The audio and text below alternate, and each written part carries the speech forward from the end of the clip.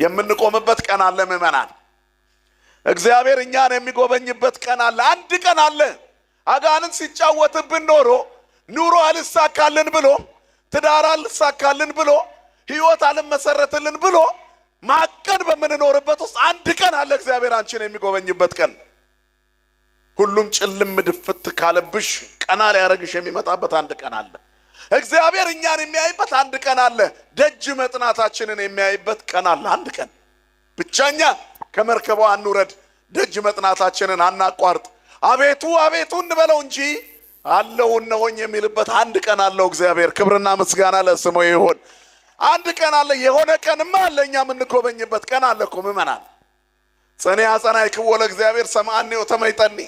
እግዚአብሔርን ቆይቼ መላልሼ ደጅ ጠናሁት ሰማኝ አለ ዳዊት። አንቺንም የሚሰማበት አንተንም ደግመ ለጠየቀው ጥያቄ የሚሰማበት ቀን አንድ ቀን አለው። እሱ መሐሪ አምላካችን እግዚአብሔር ነው። ጥያቄያችንን የሚመልስበት አንድ ቀን አለ። ደጋግመን የጠየቅነውን ጥያቄ የሚመልስበት፣ ችግሮቻችንን የሚፈታበት አንድ ቀን አለ። እኛን ከጭንቀት የሚያወጣበት፣ ከአጋንንት እስራት ነፃ የሚያወጣበት ቀን አለው እግዚአብሔር። ቀና የምንልበት፣ በቁስሎቻችን ጠረን አፍንጫውን አይዝም ብያቸዋለሁ። ያን ብቻ አይደለም የሚያደርገው፣ ህመማችንን ከነሰንኮፉ የሚነቅልበት አንድ ቀን አለው። መድኃኔዓለም ለዚህ ቀን ያብቃን ሁላችንን።